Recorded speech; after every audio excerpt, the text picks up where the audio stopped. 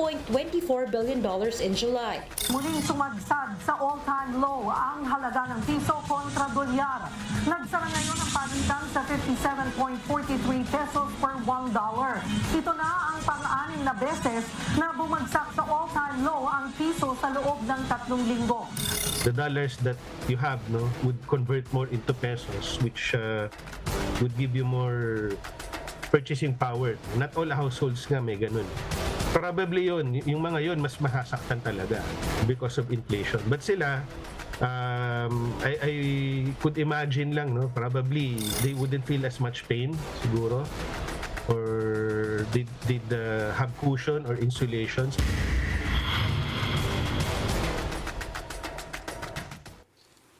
Last week was not a good week for the Philippine peso. For 5 days straight, it covered at 56 against the US dollar. Today, another all-time low, 57.43. What's happening? And what's the impact of the local currency's continuous slide? We discuss in this episode of The Chiefs.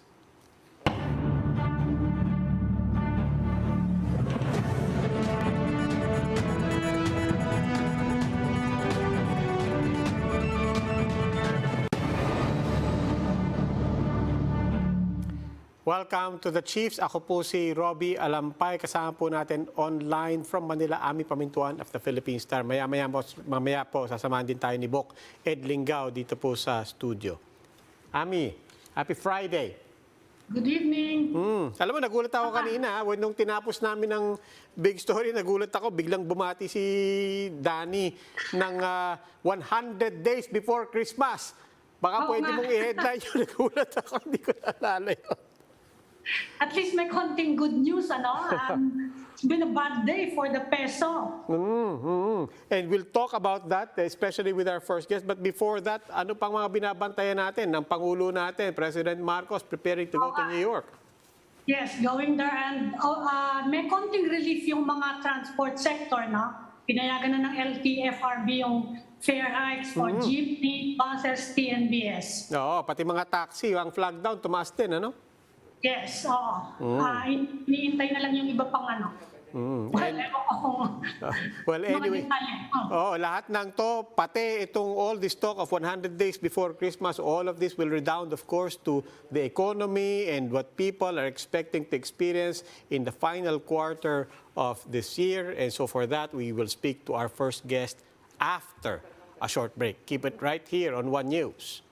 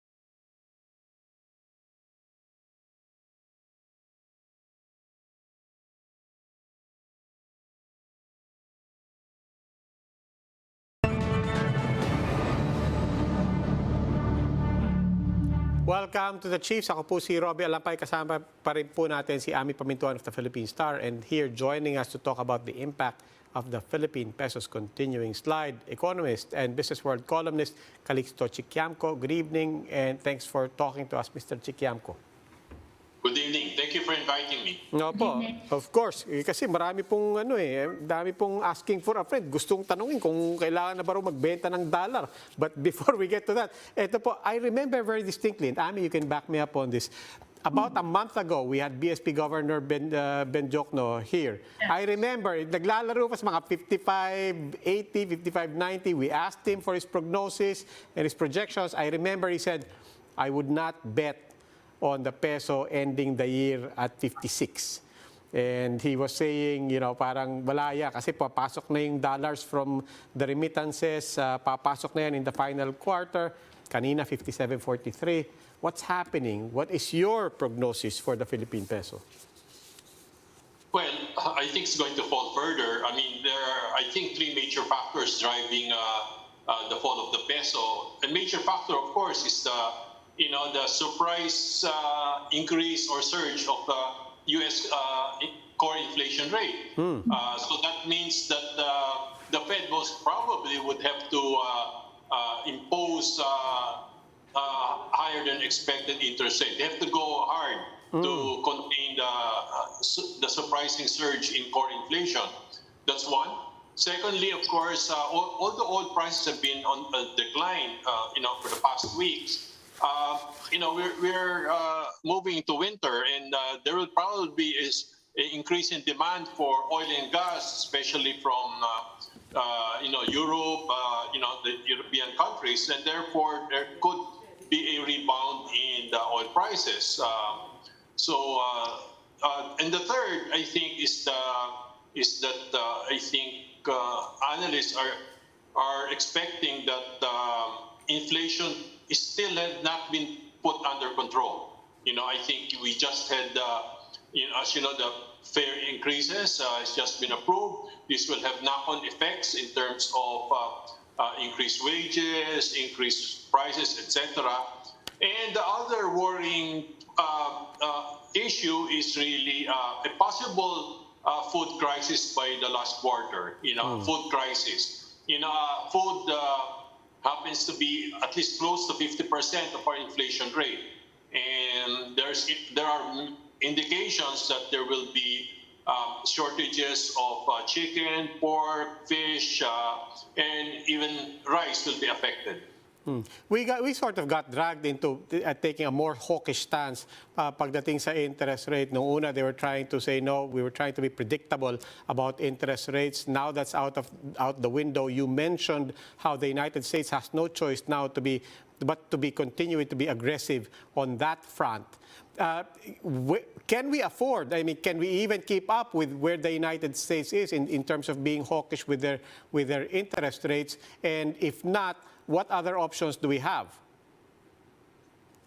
Well, we're caught really between a rock and a hard place. The U.S. Fed is really the world central bank. So if they increase interest rates, I think we may have no choice but to follow. Now, to what extent? I think that will be a balancing act because, on the other hand, it will really slow down growth. And we will not be able to achieve the targets, especially now that we're just beginning to normalize. So that's going to be a huge problem, no? What can we do? Well, I think we really had to move ahead and really go for attracting foreign investments. So we have to go for an investment-driven growth rather than relying on loans, relying on the government. We have to, accelerate PPP. They have to amend that midnight changes in the IRR. Then we have to keep on opening up. The IRR for the Public Service Act amendment hasn't been released yet. So I think they should fast track that so as to get investments to start coming in and help, temper the peso's fall. At the same time, help finance our development.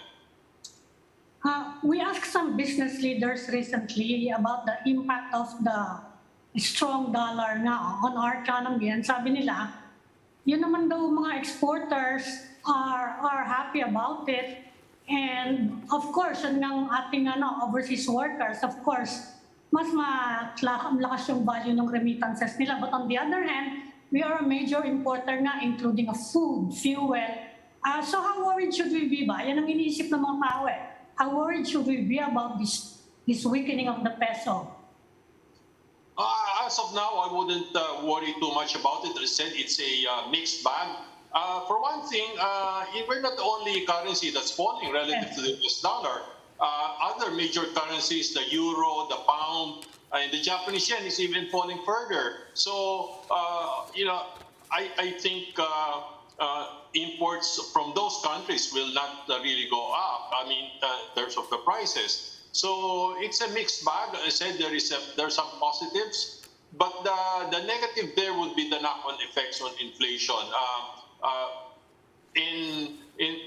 Coupled with, of course, the shortages. What worries me more are really the coming food shortages, because it has a political dimension. And this could, undermine the president's political capital and make it harder for him to make reforms. Well, apart from the weakening peso, we already mentioned na in-approve nga today yung fare hikes. And we talked to one of the consumer groups leaders recently, and she said, for every 1 peso or 2 peso yata, napakalaki ng dinadagdag sa inflation. What do you think of that? Kasi ngayon, ang dinagdag 2 pesos for sa jeepney, jeepney, 2 pesos fare. What could be the impact on inflation? Would it be significant? Well, it would be significant, especially if the government responds by increasing minimum wages. Because that's the base by which I think employees will start figuring out how much they also have to be increased. So and of course inflation, because inflation is eroding the value of their salaries, right? So there might be really pressure to increase wages, which would have a spiraling effect on inflation and so on and so forth. You mentioned how big a factor food is in inflation, and for that matter, inputs to food, not just in terms of raw materials, but also in terms of fuel. Let me just quickly have your take on whether or not it's become more unpredictable. Ukraine's surprise progress in its war against Russia is certainly good news for Ukraine. But in terms of trying to prognosticate on how much longer this is going to last, nobody can now predict what Russia is going to do. Nobody also can predict how much longer Ukraine can keep this up. Bottom line, at the end of all of this, does that make things more unpredictable in terms of food inputs coming from that part of the world, and for that matter, fuel prices for everyone? Well, it's going to be more unpredictable, especially it's coupled with a drop in China, in which will, I think, force China to import rice, and therefore it will add to pressure on global rice prices, and that's what's really worrisome, right? So now the other unknown here is the U.S.-led coalition will be imposing a price cap on Russian oil. We don't know how that will play out, whether that will work or not. Okay. Moving to another front, President Marcos is going to the United Nations in New York on Sunday. He's there on a mission, of course, to prop up the Philippines, draw some investments. What are your hopes for the President's trip to the United Nations? What message do you hope he should be carrying for the international community? Well, if I were the president, my message would be we're open for business with the Public Service Act, and we'll be opening it more.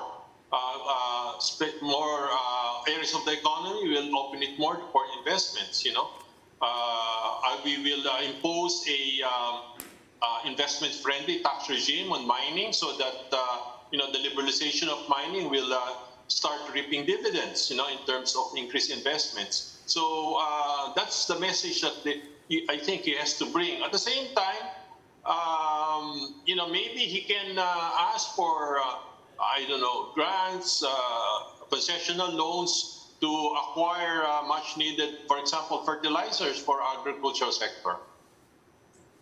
What do you think should be his message? Because he will surely invite more American investments in the Philippines. What do you think should be his main focus, considering, well, we all know that he has this baggage about his past. What do you think should be his message?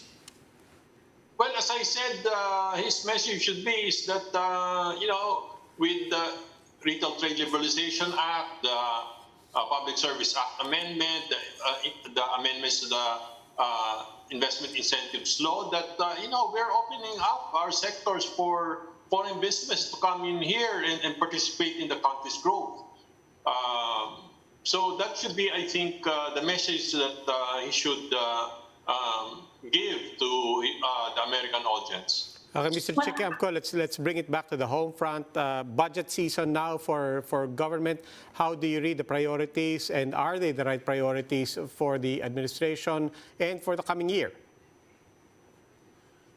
Well, I think there are many, of course, items there that are maybe unnecessary. But I think, though, that their priority should really be well, it's not a matter of the budget. The problem is really institutions. Because even if they increase the budget, for example, for agriculture, the utilization rate of the agriculture department on their budget is, I think, about 70% or below. So more money is not going to solve the problem of the country. I think the government should move more in letting the private sector solve our many economic woes. Well, for the short term, are you seeing any low-hanging fruits there by way of improving agricultural food production? Because it's a big worry for all of us at this time. On the short term, the only solution, because our food production is very short of demand, and this is the result of so many 2 decades worth of neglect and wrong policies, is still to liberalize food importation. They should increase the minimum access volumes and lower the tariffs. That's the only way to address the problem of the food shortages. No other way. I mean, it's all bravado when they say it's food self-sufficiency, will be self-sufficient. That's an impossible dream right now for them to achieve. So right now, in the short term, is to liberalize the food sector, corn, fish, chicken, pork, sugar, etc. Help bring down food prices, stabilize, and then for the medium term, they have to do some more structural reforms. Okay, for the medium term, what do you think should be prioritized just to improve our chances of attaining? I think in somewhere in the future, we will attain self-sufficiency naman, in some areas of food production. Some areas only. Once again, medium term, what could be prioritized? The priority should be to amend the Comprehensive Agrarian Reform Law, because that has led to land fragmentation, which reduces our productivity. So we really have to bulk up. I mean, we have to have more commercial farming. And we can only do that if we amend CARB, especially with the land retention limit of 5 hectares. Essentially, what you're telling successful farmers that they're not allowed to expand. You can only build scale with by removing these restrictions on the rural land market. So that's the single biggest problem. Is really our land. We have too many small farms that are just marginal. Well, short of all the reforms that you would like to see, that will probably not be seen in the immediate term, and given everything that we've been discussing in terms of difficulties in the past months and in the foreseeable few months ahead of us, what's the bright side? Has there been a bright side over the past few months? And what are some silver linings looking forward, at least to the final quarter of the year? Well, the bright side I see is that the president has appointed, very competent and professional cabinet personnel. So I think that's a bright side. So the question is, moving forward, is whether he will listen to them and implement sometimes painful reforms. I mean, for example, I said liberalizing food importation would require some political courage, because there will be many who will be complaining that we need to be self-sufficient, we have to protect the small farmer, etc. But but that's a necessary reform, especially if you want to protect the consumers. Okay, Mr. Calixto Chikiamco, sir, maraming salamat po. Thank you. Here I am. Thank you. And we'll start up another conversation right after the break. Please stay with us.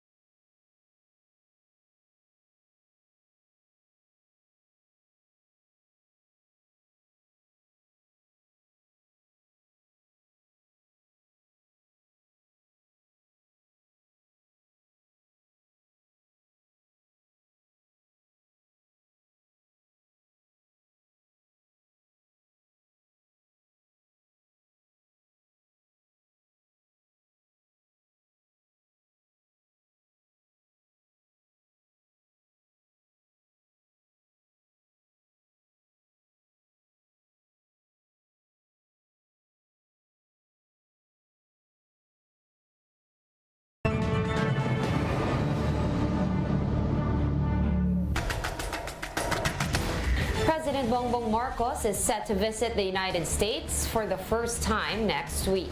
The president is expected to participate in the CEO roundtables with the U.S. Chamber of Commerce and U.S. companies. Dadalo si PBBM sa Philippine Economic Briefing kung saan magkakaroon siya ng pagkakataong ilatag ang kanyang economic plans. The Philippine Embassy in the United States is in talks with the White House for a possible meeting between President Bongbong Marcos Jr. and his counterpart Joe Biden.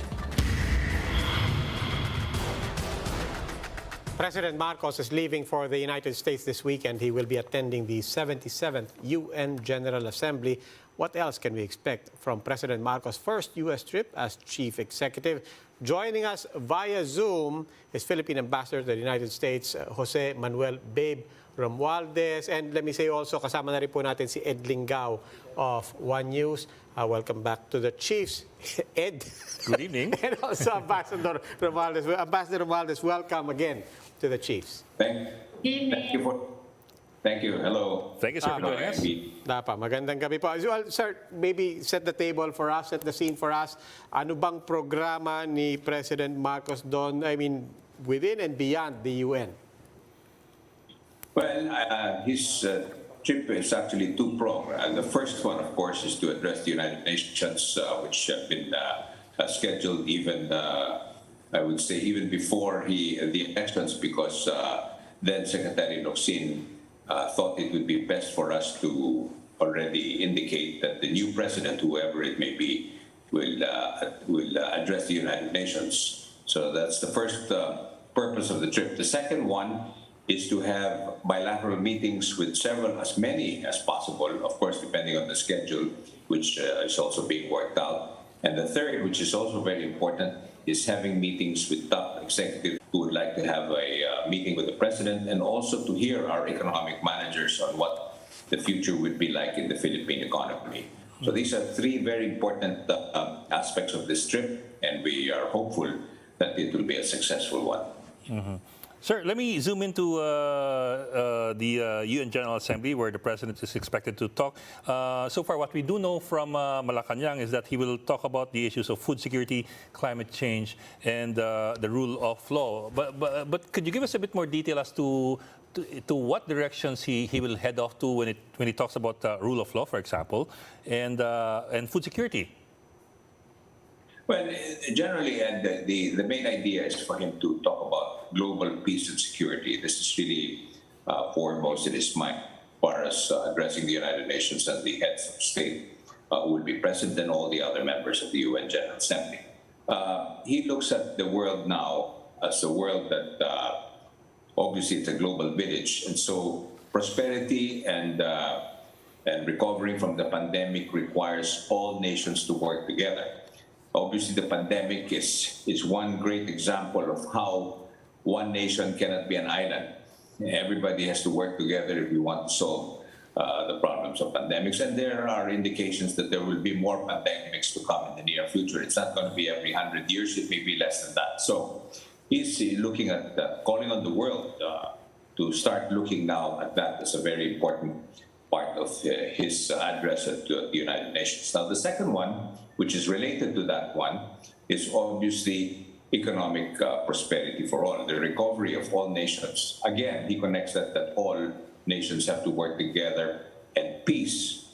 We all know what's happening right now in Europe, and it's affecting the world as far as prices are concerned, oil, and even the price of wheat. All that is all interconnected, and so the president will try his best in his speech to be able to connect all that into one basket of why the world has to start working together if we are surviving this world. And climate change obviously plays a major role too. Mm-hmm. Well, sir, I also ask about the issue of the rule of law because, of course, as we all know, the Philippines is facing some questions from the ICC with regard to the previous administration. Just to make that clear, it's the previous administration we're talking about here. But at the same time, it is this administration that will have to face those questions with the ICC. So I'm wondering how exactly he would be dealing with that particular issue or that particular topic of the rule of law.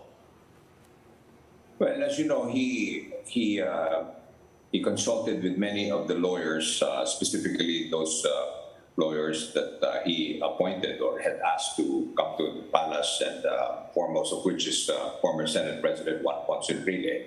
And they discussed what they would do in this case of the ICC.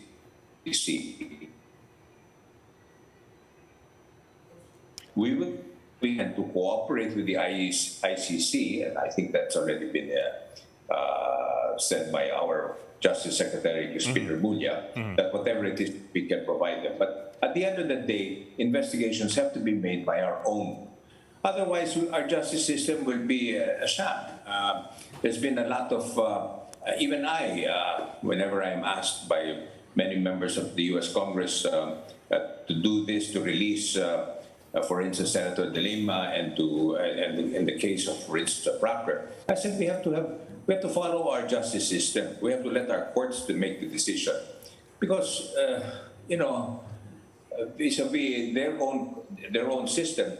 If anybody commits a crime here in the United States, and we tell them that you have to release them without following the rule of law, then what good is our justice system? So that's the way to argue this case. And I think that we have to strengthen our justice system. We know there are a lot of flaws, and we need to do a lot of, but we have to start working on our own to be able to address all these issues surrounding the rule of law.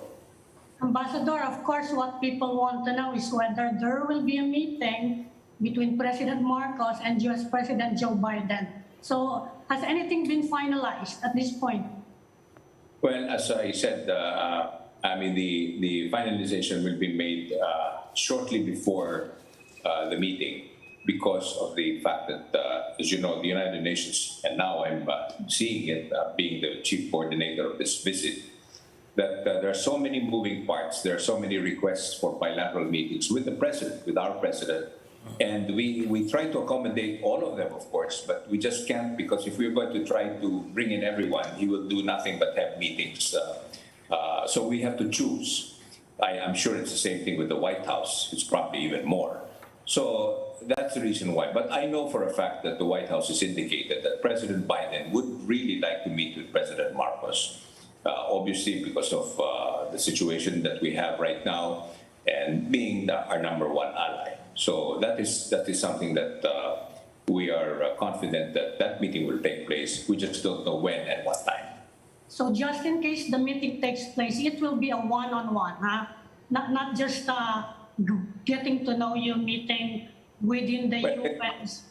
Yeah, when getting to know you meeting, he's going to get to know a lot of the leaders who are going to be present at the United Nations, because President and Mrs. Biden, they're hosting a reception at one of the places in New York, where they invited all the heads of state for that particular reception, and they'll have a chance, of course, to have a short conversation with all of them. In fact, the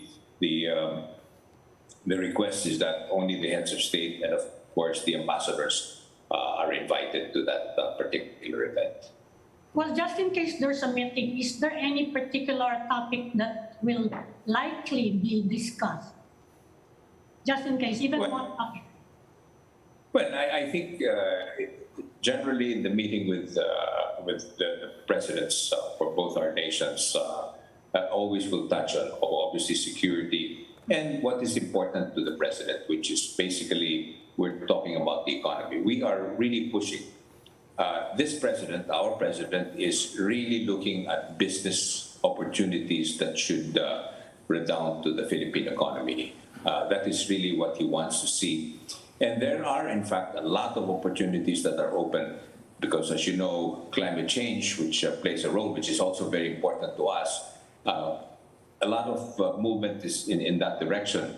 Clean energy, new technology, all of these things are going to play a role. And the Philippines, fortunately for us, we have a lot to offer in terms of raw materials. For instance, for biofuel, for electric cars, our minerals like nickel, and all of these things. So we have to take advantage of the new world, so to speak. And I think that President Marcos realizes that. And fortunately, as said by Ed, as was listening to him earlier, or one of your guests, that really our economic managers are really perfect for this occasion. Maybe you could talk a bit more when he meets with entrepreneurs, businessmen, potential investors, think tanks in the United States as well. You already touched a bit on this. Of course, he would want to attract more investments, but are there any specific sectors, specific areas that you think the president will be focusing on in his message to the investors? I think renewable energy is probably number one. In fact, his first meeting with the business sector or the businessmen here in the United States or in New York will be with a company called NewScale, which is actually developing the modular nuclear power plants. Also, there's another company that is developing energy coming from wastes. Boeing, for instance, is now developing fuel for their jets, their new jets that are coming out in the next decade, that will be using waste energy jet fuel. All this is really forthcoming. This is really the new world that's now coming into play here, and we have to be on top of it. That's why I think this trip is really timely, because these opportunities are wide open for us, and we really need to go double time. Sad to say, we really didn't quite push there hard enough. So there are many countries in our region that are a little bit way ahead of us, and we need to catch up. And of course, anything that has to do with agriculture, where the president is really very passionate about. So he's going to have meetings with Cargill, a company that is very active into new developments and new technology for agriculture. Just to get this out of the way, there is a U.S. court order, a contempt order against Mr. Marcos in relation to past human rights cases against the Marcoses filed by martial law human rights victims. We have already said, you have made this clear before, that's not going to be an issue in terms of him being able to enter the United States. He has immunity, of course, as head of state. Nonetheless, when it comes to the more informal parts of his program, outside of the UN especially, meeting with civil society, meeting with the private sector, he's bound to have, at the very least, at the periphery, civil society, activists, international media, trying to get his comments, his reactions. What is he braced for in terms of civil society, activists, human rights advocates, the international media, going after him with questions of human rights, the legacy of his father, corruption, and so on? Well, that is something that obviously he or neither any one of us really have any control of because that is just part of history.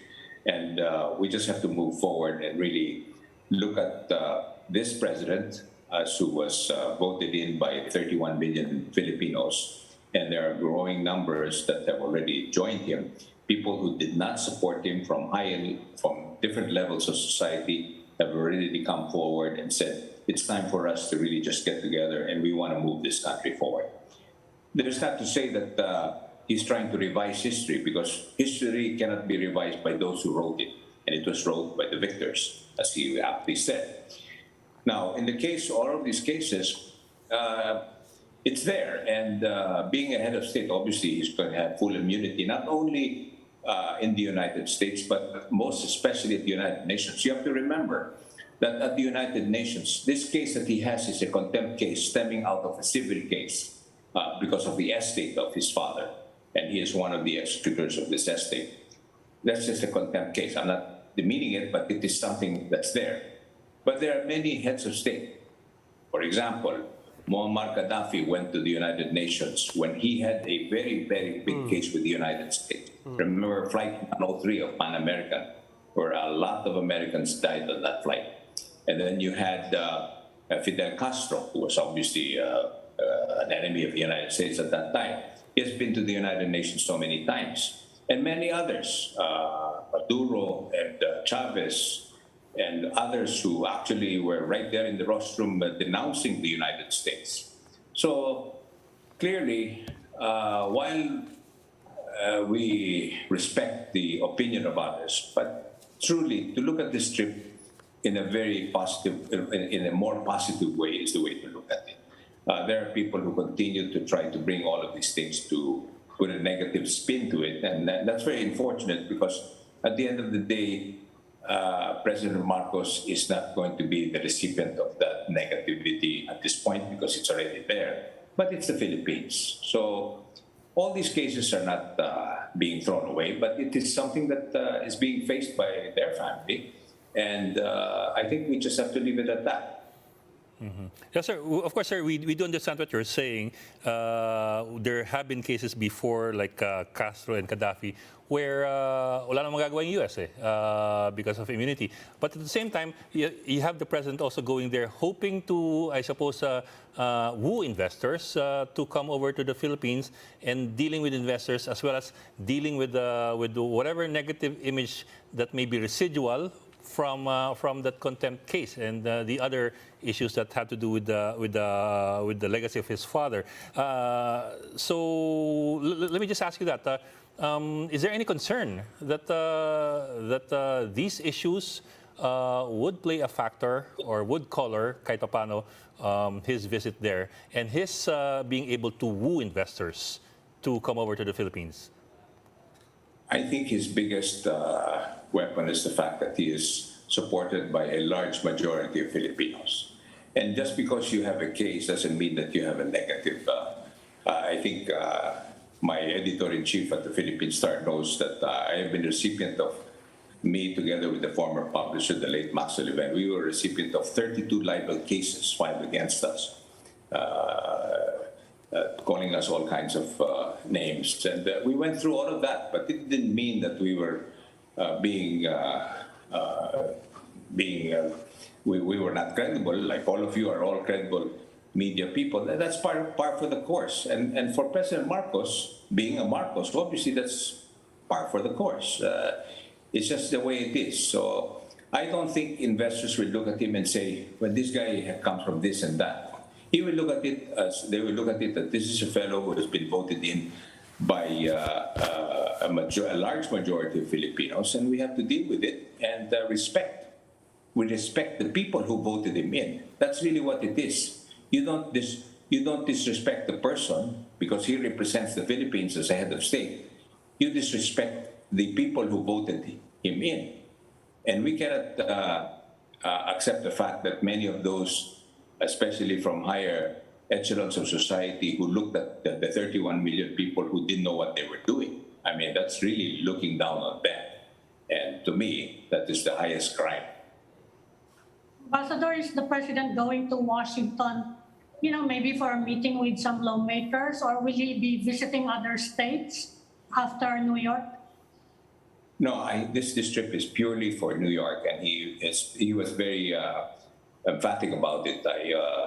I tried to convince him to move around a little bit. Of course, I would have wanted him to come, but it is really a trip to the United Nations, and he just wanted to take advantage of that. As a matter of fact, he didn't want to stay even longer than that we already are planning for him to stay, because he wants to go back to the Philippines, knowing fully well that there's a lot of things that he needs to do. But he has so many trips planned out already for this year that he has already said that let's just choose the more important ones rather than having too many trips at this time. You were first appointed by Rodrigo Duterte, and in his final months, he said he wanted to see the United States again. Would you know if there are any plans in the coming months for him to visit the U.S.? Well, I don't know if he still wants to, but I'm one of those that's been trying to convince him during almost his entire presidency to come here. But I respect President Duterte's. He really doesn't have a let's put it this way: there is no love lost. But he also knows the importance of the United States, and that one I respect him for that, because he clearly told me on many occasions that hindi ko naman kaaway ang mga Amerikano. Marami lang dyan na hindi natin talaga kasangga, or people who look down on us, and that is true to a certain extent. And that's why I gave him full credit for the fact that exactly what I keep on quoting, what Secretary Austin correctly said, that we cannot take our allies for granted. And that's one thing that I feel right now here in Washington, D.C. We are not being taken for granted. We are an important nation, we are a sovereign nation, and we must be respected by our number one ally, just like they expect us to do so. Speaking of that alliance, Mr. Ambassador, security, as you said, is on the agenda. Do you expect the West Philippine Sea and China to come up? For that matter, I don't know if caucus is necessarily a word at these events, but is there an ASEAN caucus or maybe an Indo-Pacific caucus that might come together to at the very least tackle these questions? Well, I'm sure that obviously there are certain talking points, so to speak, that are always put forward by the staff of both leaders. But at the end of the day, President Biden is known to be to speak off the cuff. In other words, he would like, sometimes a meeting is scheduled only for 15 or 20 minutes, but it can go on double that time, because he really believes in the person-to-person meetings. That he's well known for that. As a matter of fact, on the number of times that I was able to interact with him, he's a very friendly person, friendly president, and I'm sure he will have that kind of interaction with President Marcos. Well, speaking of respect, I want to shift to another topic. What's happening now with the Asian hate crimes and the Filipino victims of hate crimes, especially in New York? Well, it is really a continuing problem that we have. Our consulate there has been very actively interacting with our Filipino kababayans, especially those the so-called people who come to the city. We've been always warning them that they have to be extremely careful because any one of them can be a victim. The main point that we do now is to always have a situation where our police attaché here in Washington always continuously interacts with the law enforcement, especially in our so-called responsible area, which is the East Coast.